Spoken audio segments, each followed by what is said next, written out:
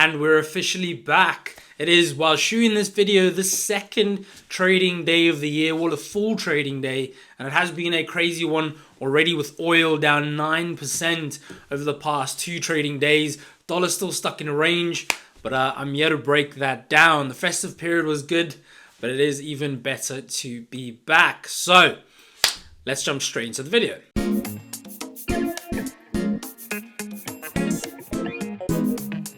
Right, looking at markets overall, as you know, if you have been watching for a while, we've got to start on the dollar and pretty much figure out what is actually going on. Where is dollar going?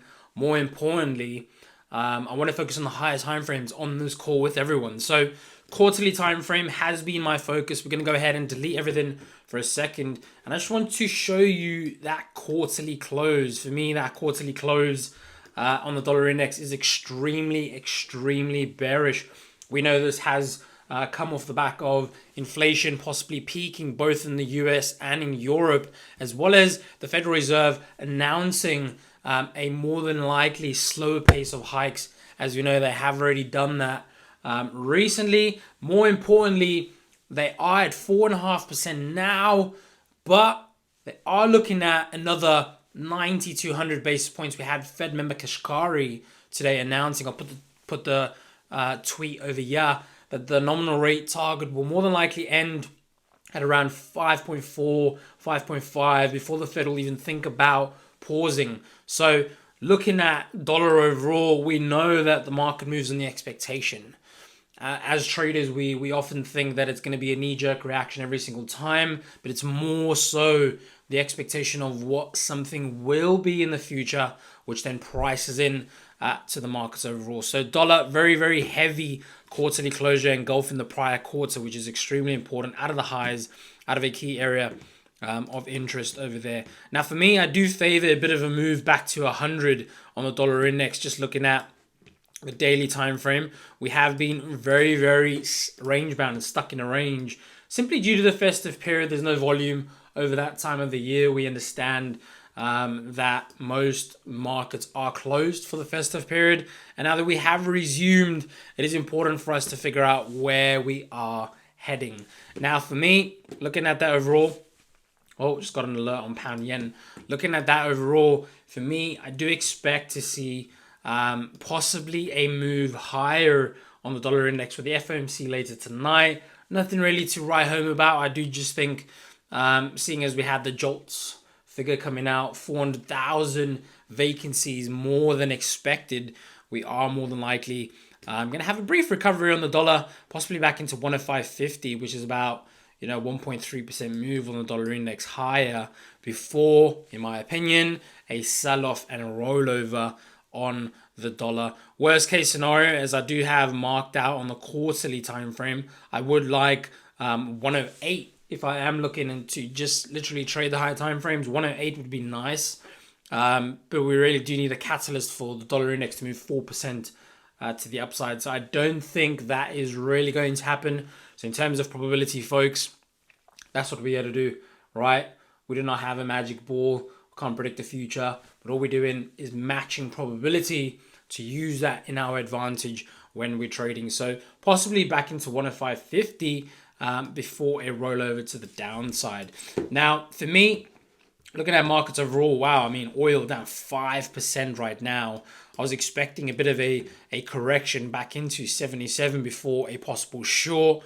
But I think right now, this thing's falling off a cliff. Currently, yesterday we had lows of 4%, today 5%, so a total of 9% down in in 2 single trading days. So looking at that on the daily time frame, extremely bearish reversal over there if you draw your fib from the high to the low. Beautiful move. I do just feel with China reopening and the market's possibly starting to price in a pause from the Fed, that we may have a bit of a rally in commodities. You have had silver and gold stretching for the highs for that reason, right? So we could be hinting at a possible commodity super cycle should the Fed go ahead and pause as expected over the next 3 months. Now, oil Energy is taking a bit of a hit this year already. And I mean, we're only 2 full trading days in. So very, very interesting for me. But I would like to see some sort of a bounce from where we are, anywhere from where we are right now to about 72.50, which would be a nice little area to bounce from. I'm not necessarily going to go ahead and try and catch a falling knife and buy oil right now, but I am going to be monitoring price to see should we have some progression around these levels to then possibly take a position.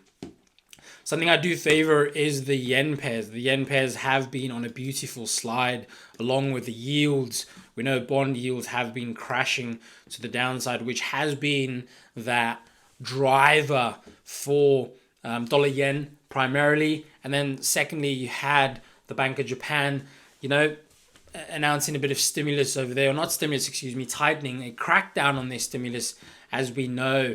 I have mentioned in a couple of YouTube videos before that they had an upper limit of 25 basis point on their Japanese 10-year yield. Once they remove that limit, they are then tightening liquidity, which strengthened the yen, which could then obviously be witnessed in the likes of dollar yen over the past couple of weeks. Pound yen being the biggest mover overall. I managed to catch a nice little short position, which was actually the last YouTube video I made. Actually, the last video I uploaded 2 videos ago, which was a market breakdown of my live London session calls, which was a pound yen short. If you do want to go ahead and join the live session calls, click the link below, join the Discord. There will be more information on how to gain access. And join me and other traders worldwide while we break down the London session live every day. See you there. Right, pound yen. I do favor a move lower continuously. It is simply a case of selling the rally. So anywhere between where we are now, possibly a little bit higher, given the fact that the daily right now has engulfed the past 2 trading days. We have had a bit of a slowdown on the prior trading day. We're more than likely going to push up a bit higher. I do equally so. As I mentioned on the dollar, I have 2 scenarios. My trading view's frozen there, but I have 2 scenarios. Ideally, should the markets give us that short-term correction, then I do favor anywhere from 159 to 160, so that area, or alternatively 164, which would be a deeper correction, but obviously a bigger risk reward overall for the quarterly time frame play. I mean, looking at that on the quarterly time frame is extremely bearish in my opinion. Don't know what TradingView is doing over there, but extremely bearish on the quarterly time frame. So I do expect a follow through. It is then just up to us to sell the rallies should the market give us the opportunity to do so. But that's pretty much it on the FX front. Crypto markets, nothing's really changed. Right, so looking at the weekly time frame of the year on Bitcoin, we did have that massive drop of about $4,000 a token on Bitcoin once the SBF and FTX drama kicked off. However, we have been going sideways right now at these levels of around 16.5 to 17k on Bitcoin. I do favor one last little leg lower, right? As I do just think with the Federal Reserve continuing to raise rates and tightening liquidity, risk assets are going to be on the back foot at least for the first half of 2023, and more than likely, even though the Fed pauses, having interest rates at these prices is really going to put pressure on cryptos overall and on risk assets in general. So I would only really think about aggressively buying the dip once I have had a hint of a pivot from the Fed. Now I do just think that might be a good time to do so, but until then, extremely slow price action in terms of a day-to-day basis. Nothing's really changing. So I would just expect, if I was to draw something in, one last little push up into this previous level would be nice, of about 18.5 before an overall short. But it's already retested it once. There's nothing stopping it from literally just heading back to about 13k, which lines up with these areas over here. So I'd like to see that. Nice little retest of those previous highs would be great. If we don't get it, that's also fine. We'll just have to go from there. But Bitcoin overall, long term, I do believe in the space. I do believe in the crypto market. I use Bitcoin as an index because of its dominance. But other than that, bit of a push lower, more than likely dollar cost average my way in over the next year. And then, yeah, just sit on our hands. It is tough. You got Ethereum, XRP, CRO, ADA, Avalanche, Solana seems to be bouncing over the past couple of days. But yeah, we'll patiently wait. And yeah, I hope everyone enjoyed this video. It is good to be back.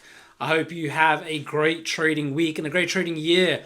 I wish you all the very best. Please do manage your risk, and everything I have mentioned is simply my own analysis and my own what I'm personally be doing with my own money, and it's not financial advice. So do just remember that.